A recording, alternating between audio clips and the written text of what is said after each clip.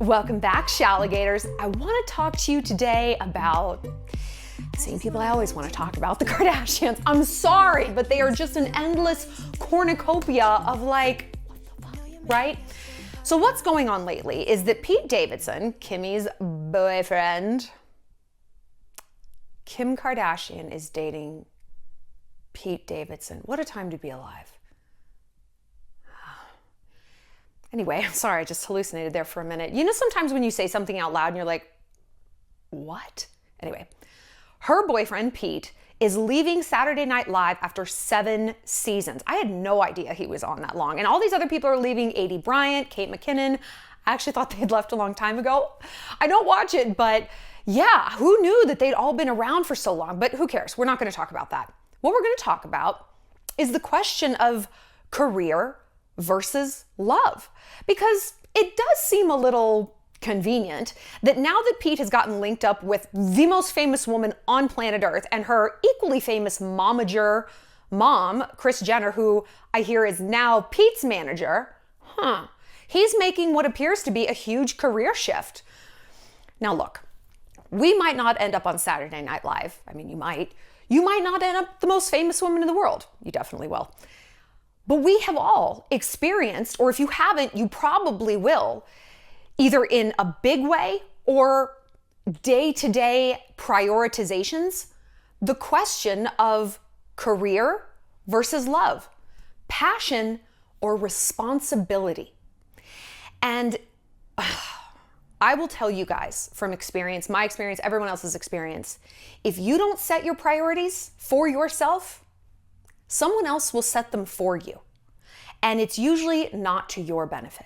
So we have to be really, really intentional, especially now that a lot of us are graduating, we're moving, we're embarking on our career, we're maybe thinking about leaving a boyfriend behind, maybe taking him with us, going to the city he might be in. How do we navigate this? How do we make these choices? Is there one right choice and one wrong one?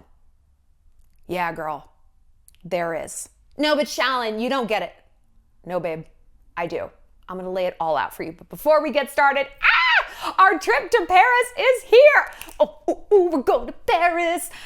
That's right. Our new Shalligator getaway just launched today. The first 10 spots are going to save $200 with our early bird pricing. There's only 20 spots. All of our trips sell out. And I think this one is definitely going to go like hotcakes. I am so excited. You guys saw that I recently was in Paris, traveling around by myself, taking a million pictures and eating so many pastries, just so many. But being by myself, it was like a tree falling in the forest. No one knew. But look, I'm going to take you guys there with me so that you can keep me pastry accountable. We are going to spend, I think, 6 days. We're going to go to Paris, the Champagne region, where literally champagne is made. It's a region, and out to Versailles. I know a lot about all three of these things. I'm so excited to share it with you. It's going to be fabulous. We're going to have our own photographer. It's going to be great. So definitely go ahead and click the link down in the bio. The trip is not until next April, so plenty of time to save your money. There's also financing and payment plans, so it's pretty much affordable no matter what. Open to girls and gays. I cannot wait to see you guys there. Also, if you want to talk to me one-on-one, you're having trouble with this issue, maybe need to give me a little bit more specifics. The issue meaning what we're talking about in the video, not an issue with Paris, because nobody has an issue with Paris. Unless it was the Nazis. They had a real bad time there. Anyway, go ahead and find me on my website, shallonlester.com, and click submit a question. I get back to all y'all, and I can help you out in just 24 hours if need be. All right, let's talk Pete and Kim. So yeah, Pete's jumping ship. Now he's got some movies coming out. He's got that movie with Kaley Cuoco. Something about her, right? Are you with me on this? There's just something about her. I'm sure she's fine. She irks me. There's some people that you're just like, no, thank you. You're not for me. Again, I'm sure she's like great in real life, but anyway, they have this movie coming out, a rom-com called Meet Cute. I don't understand this term meet cute. I remember the first time I heard it, I was like, huh? Strikes me as an odd term. It means like a cute way that two people met, like you're walking your dogs and they bumped into each other and then you bumped into each other. Oh my gosh. Or he like saved you from a runaway dumpster or something like that, you know, a meet cute. Anyway, he's got movies coming out, and look, I don't blame this kid for being done with Saturday Night Live. As you know, I've said a million times, one of my besties was on it for a long time. She was on for like 8 seasons. It is a grind. So this is how it goes. Okay, let's say the schedule starts like Saturday night, right? The show goes live at 11:30. You don't even wrap up until 1. You don't leave the studio until 1:30 to go to the after party, where you usually party until the sun comes up. You have 1 day off a week, that's Sunday, which you're hungover, you're like grocery shopping, trying to do some laundry, and then it starts. Like Monday, you're pitching things. Tuesday, you stay up all night to write more sketches, which is like weird to me that like that's encouraged. Who can be their best self when they're exhausted? I don't know. You also work like most of Wednesday, Thursday dress rehearsals, Friday more dress rehearsals. I mean, it is a really hectic, terrible pace. Now, you have the summers off, of course, and there's, seasonal breaks. You don't do it 52 weeks a year, but it's a lot. So I can understand why he's like, I think I'm done with this, and just, But again, would he be leaving if Kim wasn't in his life? Is he the kind of man to glom on to whoever he's dating? Gee, let us think. What possible data do we have that Pete goes way hard in his relationships? Oh God, could it be the engagements after just a few months? Could it be the myriad of tattoos he gets for literally every woman he fucks? He got like these letters, these initials on his neck that seem to stand for all of Kim's children. If a guy who I was even very in love with, like my ex-boyfriend, got a tattoo for cowboy, I would file a restraining order. That is so bizarre, let alone my children. I mean, you want the people you date to love your children, but it seems weird. Now we know Pete has borderline personality disorder, and that is typified by inappropriate levels of attachment. It's fueled by a terror of being abandoned. And ironically, people with borderline become so unbearable, they create exactly that outcome. I mean, people can't deal with them. And it's like this love bomb, everything's perfect, they're so thoughtful, and then boom, there's this shift, right? There's this huge shift. They'll create problems so they can come in and be a savior. I'm sorry, the landscapers are here, and you can see, okay. He loves riding that John Deere. Just, men. So I wonder if this is maybe the beginning of that shift. If this is the beginning of Pete glomming onto Kim in a way that she is no longer going to find fun. Because look, a long distance relationship, I'm so sorry. She lives in LA. He's obviously based in New York with SNL.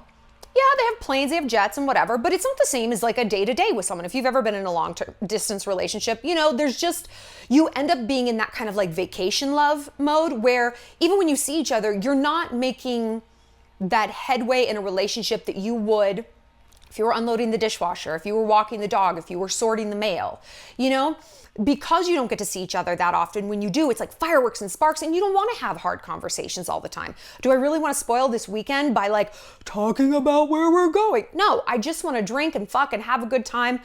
And in a way, it keeps you in kind of a shallow place in your relationship, which relationships don't stagnate. They're either moving forward or they're deteriorating.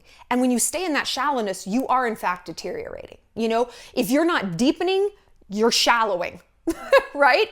So I wonder if either one of them has really thought about what it would be like if they lived in the same place. Could the passion sustain itself? Could the thoughtfulness sustain itself? How hard is it to send flowers when you're rich? Not very.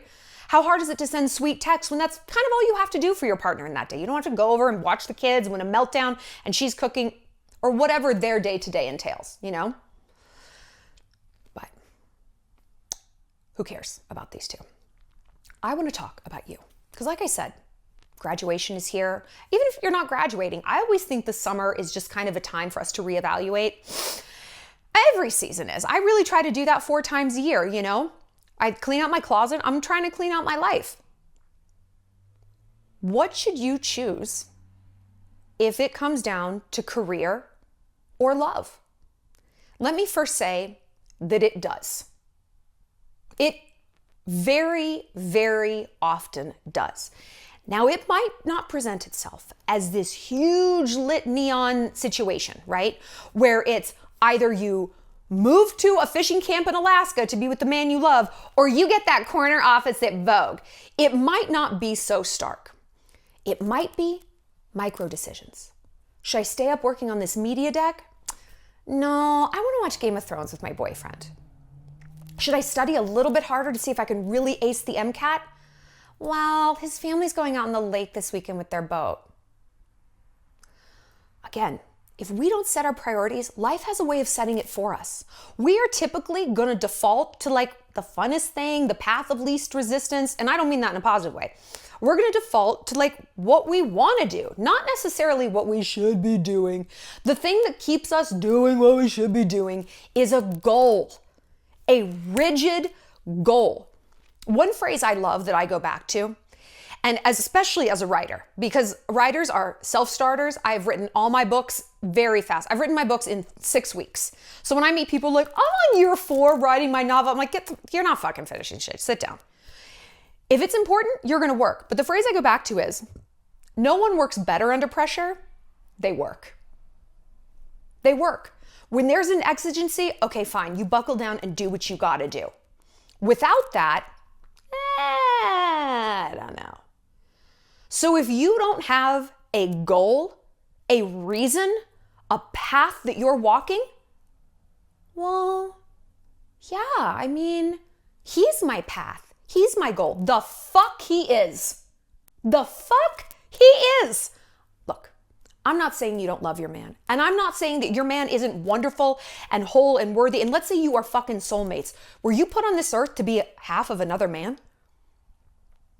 I don't know, dude. Like, that is so contrary to how I was raised, to what I was bred to do, which was produce.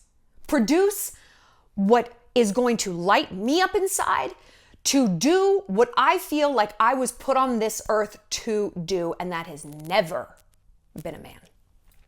Because look, remember I said there's a right answer and there's a wrong answer. The right answer is your career. The right answer is your career. Why? It's easy to look at a relationship, especially when we already have all these knowns. I know who he is, there's stability here, versus all of these unknowns about an industry or grad school or a job or a path. And you're like, oh, why wouldn't I stick with what I already know rather than throw away this thing that isn't bad? Let's say it's good, this thing that's good, and go for this thing that I have no idea about. Because let's talk about your industry. Let's use magazines as an example. That was my industry. Magazines, there's a lot of them. There's a million different places to work. There's a million different websites. There's publishers. All these little stars in the galaxy, right? All these little different things. Places you could work, kind of jobs you could do, different types of writing. If you don't like one job, okay, you can go get the other. You're going to swap all of these myriad of options, this Milky Way of different points and options and paths, for one path. Connor, Tyler, Shane, Zach, whatever the fuck his name is. You're going to swap all of these different potentials and outcomes and possibilities for one. Does that sound like a good return on investment to you? Does that sound like a good deal? Well, he's great. And like, look, bosses can suck and I can get fired. That's true. Let me tell you a story. One of my best friends when I was in New York, beautiful. She met her boyfriend, who was a big time rock manager. I mean, he has managed, I can't even name the clients because I don't want you to Google them and figure out who they are. But I mean, he's billions of Grammys in his house. He's a multi-millionaire. They started dating and he's like, I think you should quit your job.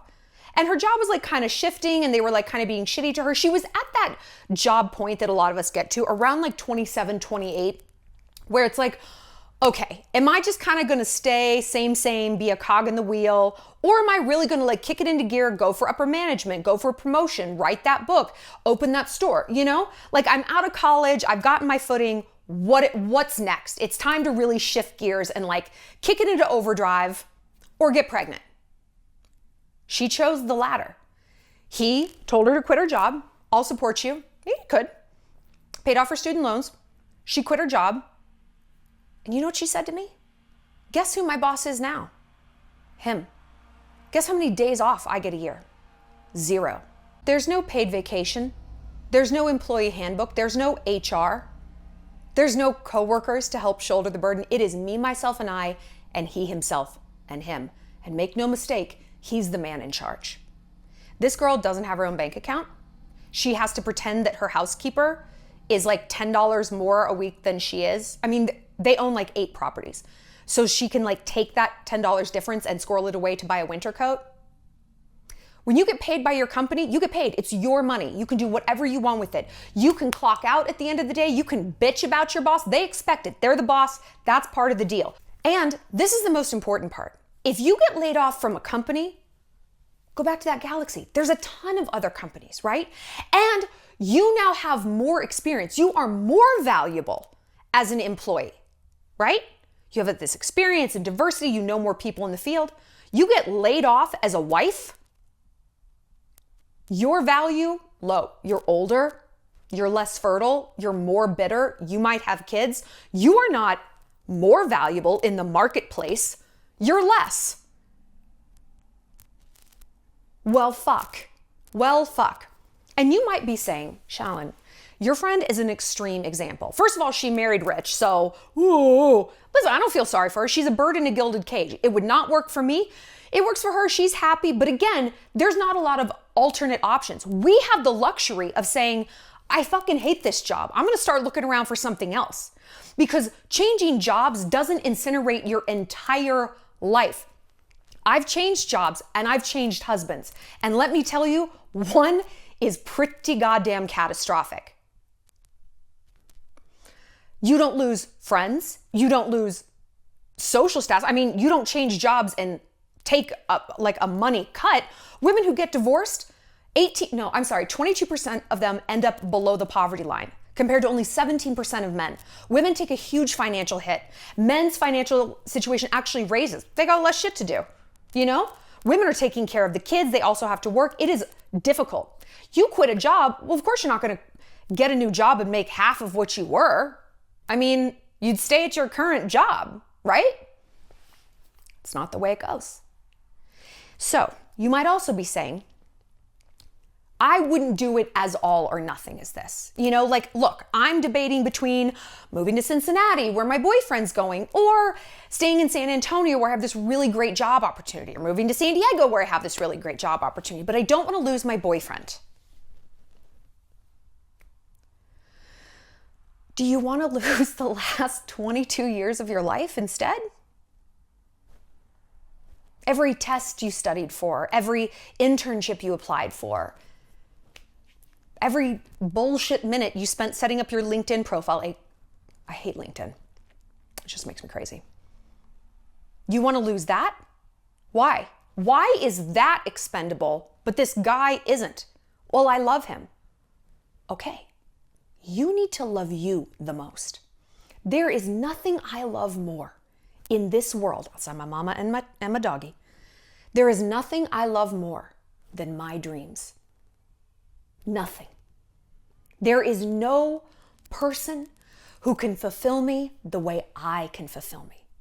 If I had a man come along and say, I'm going to wave a wand over you and I'm going to get you 20 million YouTube subscribers, but you got to love me. Nah. I want to do it for myself. That's part of it. It's the climb. It's proving to myself I did this. This is why I was created by God. Not to love a guy. I mean, there's guys everywhere, and I've loved a lot of them. And I know that if you're young and you haven't, it truly seems inconceivable. I know that. I get that. And I'm not diminishing that at all. I can tell you, you will love other people. You will. And I know it feels like a death to hear, because that's almost the worst case scenario. You know, I've talked before. Sorry, can you see how my microphone's taped? That's classy. I ran out of clips. It's fine. You want to talk about the future? Look way into the future. Look at your death. Memento mori. We must always remember that death is just around the corner. Hopefully it's, 70 years around the corner, but it might not be. Are we going to look back and think, did I use everything I was given? Did I use all of my mind? Did I use all of my body? Did I let myself be fat and out of shape and unhealthy? Did I live a life of detrimental excess in that way? Did I challenge myself? Did I grow? Did I learn? Was I kind in the ways that I could be? Did I make all the connections and the friendships that I could have? Did I travel as much as I could? Did I do what I was put here to do? And look, maybe you think that you were really put here to be a mom or why, I don't know, dude. I have a feeling if you're on this channel and if you clicked on this video, no, I don't think that that's how you feel. I don't. I think there's something in your heart that is like, but I want to open that flower shop. Listen, your purpose here, it doesn't have to be to like conquer life on Jupiter or whatever, or be famous. It doesn't, no. Whatever dream is in your heart is completely valid. It wouldn't be there if it wasn't. We would not have dreams in our heart because look, we're sane, smart, capable alpha women, diverse and complex and dimensional. We are the incubator of dreams. There's a lot of idiots out there who have dreams that they're never going to fulfill because they don't make any fucking sense, right? People who audition for The Voice and they can't sing. It's like, no, those people aren't our people. They're delusional and demented. We are not that way. The dreams that are in us are meant to be fulfilled. We have the favor of God. And our dreams have got to be about something more than our pussy. Who we put in it, what we shoot out of it. Come on! If you really do feel like you're born to be a wife or a mother, and look, okay, let me back up. This isn't an anti-love video. Not at all. Not at all. This is a priority video. Notice I didn't say priorities, I said priority one. We've talked before, I think when Rihanna got pregnant, about how to have it all. How to have it all. Oh my gosh, have it all. You can absolutely have it all. You cannot have it all at the exact same time. When you're 7 months pregnant, is that the time you go for the corner office promotion? Probably not. When you've got a newborn, is that when you sign up to run a marathon and open a new business? Also probably not. I'm sorry all these examples center around babies, but this is what it comes down to. Passion, responsibility, family or career. This is the construct that society has foisted upon us. And thank God that they have, because in the past, we didn't get a choice. It was babies. Or it was being a prostitute in an old West saloon, which quite honestly, I think probably was what I would have opted for. No, because everyone was so unclean back then. And the gums and the gingivitis. No, I digress. You can have it all at the same time, but you're going to be in a world of hurt if you put love before career. We hear so often, it's like the ticking clock, tick-tock, fertility, and we're bombarded by this fertility holocaust of all these people who can't get pregnant for no reason. Tune these people out. Do not observe them. They're filling you with ideas that are only toxic and detrimental to you because what they're telling you is that you need to put babies and husbands before anything else. Because the clock, you don't think you have a clock in terms of your career, girl? Let me tell you, there aren't a lot of 32-year-old interns. I've got news for you. I was an intern at like 24 at Condé Nast, and I was by far the oldest, by like 5 years. And you know what? I worked my ass off. I worked 3 times as hard. I worked 5 times as hard as everybody else. First one in, last one out. What can I do for you? Do you need this? Da, da, da, da, da. And I ascended to an editor. Those other girls didn't, because I was aware, acutely aware of that clock. Here we go. From the second you switch that tassel from one side to the next, it's go time. And I know. It's been go time. It's been go time. You've been working and like studying and doing your grades. Tough shit. This is life, man. It doesn't slow down. It shifts, and the speed becomes something that you enjoy because you've chosen this field. You know, like school is arduous, or it was arduous to me at times because I was studying things I didn't care about. Parallelograms? The mitochondria is the powerhouse of the cell? I'm a YouTuber, for God's sakes. Come on. You're lucky I remember my social security number. But in work, it's like, oh my God, I've chosen to be here, so I'm gonna fucking hit it hard. And you got to. If you get distracted, if you get on that boy lane, again, in these micro increments, I don't need to update my LinkedIn. I don't need to prep for that meeting tomorrow. My boyfriend's here. Okay, You know who's gonna beat you? Girls like me. The single girls in the city, up at 5, out at 8 p.m., working their ass off while you're like blowjobbing and handjobbing your way to a happy ending. I'm sucking the corporate dick. This example has gotten out of control. I'm hustling in a different way. Look, I've been broke and in love, and I've been rich and single. And like, you cannot even compare the two. It is so much better to be rich. I mean, it is so much better to be rich because you know what? When you're broken in love, that man becomes your boss. This has to work out. My life is spiraling out of control. I don't know where I'm going. I feel adrift. I'm stressed. The only thing that brings me happiness is him. Now that man has the keys to your entire life. He's got a master key. When you're rich and single, you're so much more judicious about who you let into your life. You want someone. Do you need someone? No.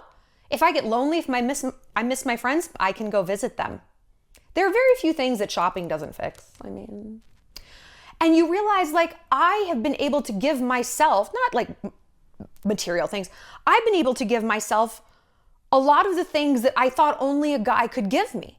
I gave him a monopoly on this fulfillment, and it's like, no. Because if I'm rich, I'm hustling and I'm making that money and I'm doing it for myself and I'm so fulfilled. I'm so fulfilled. If I'm broke, I'm staying at a job where I'm too chicken shit to ask for a raise, or I'm not really working to find another one. You know, those are correlative. Now, of course, there's plenty. A lot of poor people are working their ass off. And a lot of rich people aren't. I get it. I get it. That's not what I'm saying though. We're talking about dreams versus not going after your dreams. Okay? You get it. So when I was putting all my eggs in this boy basket because the rest of my life was on fire, what kind of relationship do you think that created? A balanced one? A one where I had power and authority and agency? No. I was the bird in the gilded cage, just like my friend. Just like my friend. Now though, I'm independent. I evaluate people like the fucking Terminator, scanning for defects. I want you, but I don't need you. I need someone who is on my level. I'm not dating someone several rungs below me in honestly any category. Why would I? Why would I? And I couldn't have gotten here if I had put love before career. My only regret is that I didn't just say that to myself. I was constantly chasing both. And I look back with a lot of regret that I let boys distract me the way that they did. That I missed out on sleep and hustle and meetings and fortitude, you know? And because it's like, well, where did that get me? Yeah, I got married, but I got divorced. Yeah, I've had long-term relationships, but they're over now. My career is the thing that's remained. And truly, you know, like if I was on my deathbed and like regretting one thing, it was that I didn't hustle hard enough. And I got to tell you, I hustle pretty hard. I did. I do. But I still don't feel like it's enough because the dreams in my heart are not totally fulfilled yet. I might be at a 95 on the hustle scale. Where's that 5%? I'm going to get after it. There's more. And one dream begets another and another and another. It's going to be bottomless, and it should. How boring if you're like, well, I bought a forklift, and that's pretty much, yeah, I got nothing else. How sad.